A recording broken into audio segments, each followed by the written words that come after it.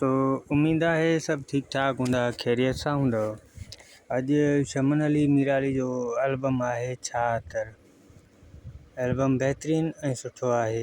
हिन में 4 खां 5 गीत जेके आहिनि तमामु घणो हलिया, सुपर हिट हलिया। ऐं एल्बम जे बारे में तव्हांखे ॿुधायूं त हिन एल्बम तमामु घणी कमाई कई हुई, छो जो हिन में शाइरी सुठी हुई। 5-6 कलाम जेके आहिनि तमामु बहितरीनु आहिनि, तमामु। पक ॾे अचण जी त उहो इंतिज़ाम कयां, सिंधी बि सुठा सुठा, इहे माना इंडियन जी धुन ते हुयो, पर माना सुठो हलियो हिते, बहितरीनु। ऐं तव्हां दोस्तनि खे ॿुधायूं त हिन खां पोइ शमन अली मीराली लतीफ़ प्रोडक्शन में हलियो पियो, हुते 4-5 एल्बम कयईं। उन खां पोइ वरी ॿिए हंधि कुझु थर में बि कयईं, 2-3 हिते विच में काफ़ी सारियूं कंपनियुनि में माना हिते एल्बम थिया शमन जा। हुन खां पोइ वरी कोमल में हलियो वियो, कोमल में वियो, सारंग में एल्बम ॾिनई, तमामु बहितरीनु, तमामु साईं। हुनखे मीराली खे ईअं पियो लॻे त ॼण जीअं माना पोयों दौरु फस्ट टाइम मां जॾहिं मशहूरु थियो हुयुसि त उहे दौर यादि पिया अचनिसि, त जीअं माण्हुनि जी मोट घणी, उन हिसाब सां माना हिन खे जीअं अॻिते वेंदो वियो तीअं माना हिन खे घणी मोट पई मिले। बहरहाल ॻाल्हियूं खोड़ हूंदियूं आहिनि, करण जो टाइम न आहे। वीडियो मुख़्तसिर हुजे त बहितरु आहे, जीअं कोई बोर न थिए। ऐं अव्हांखे ॿुधायूं त हीउ वीडियो जेको आहे उन में असां कोई गीत शामिलु नथा कयूं। हिन में अव्हांखे गीत ॿुधाईंदासीं एल्बम में कहिड़ा कहिड़ा आहिनि, साल ॿुधाईंदासीं, ऐं कहिड़ा गीत सुठा सुठा हलिया, घणो हलिया।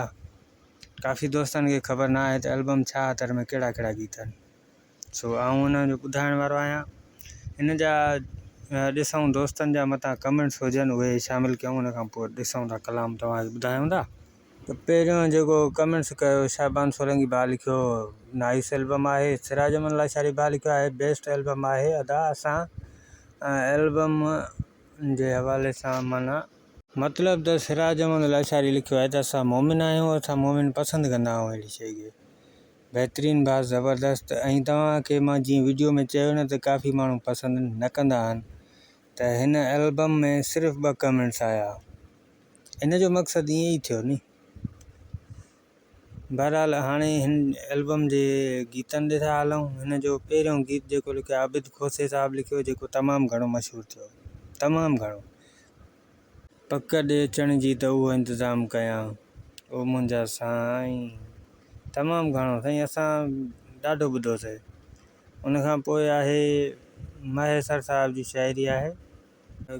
गीत जेको लिखियईं इंडियन धुन ते, सिंधी बि सुठा सुठा, सिंधी सुठा। उन खां पोइ वसीम गुल साहब जी शाइरी आहे, बहितरीनु कलाम, तमामु घणो मशहूरु। तोसां मुंहिंजो प्यार दीवाननि वांगुरु, तमामु घणो ॿुधोसीं असां बि, ॾाढो हलियो। उन खां पोइ आहे गीत आहे साईं फारूक साहब जो गीत आहे। गीत जा बोल लिखिया अथईं आओ दिलरुबा। उन खां पोइ आहे वसाण साहब जो गीत आहे। गीत जा बोल आहिनि तोखे कीअं माना विसारियां प्यारा, असगर खोसे जो बलोची गीत आहे। उन खां पोइ आहे ॾाॾू शेख साहब जो गीत आहे टुटी दिलि जा टुकर वेठो थो जोड़ियां। उन खां पोइ जावेद उमराणी जी शाइरी आहे। गीत शायदि मारवड़ी आहे, लड़ी दिलड़ी लिखियलु आहे, ऐं इहो कोन ॿुधो आहे गीत। उन खां पोइ ज़ुल्फ़कार मंगी साहब जी शाइरी आहे, ज़ुल्फ़कार ॿुढ़ो। गीत तमामु मशहूरु, सिज देरि करे थोरो उभर अदा।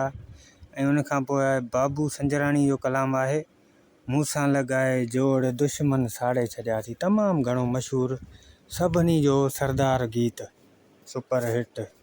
दोस्तो वीडियो अव्हांखे पसंदि आयो हुजे त वीडियो खे लाइक ज़रूरु कंदा, ऐं चैनल खे सब्सक्राइब कंदा, पंहिंजनि दोस्तनि ताईं शेयर।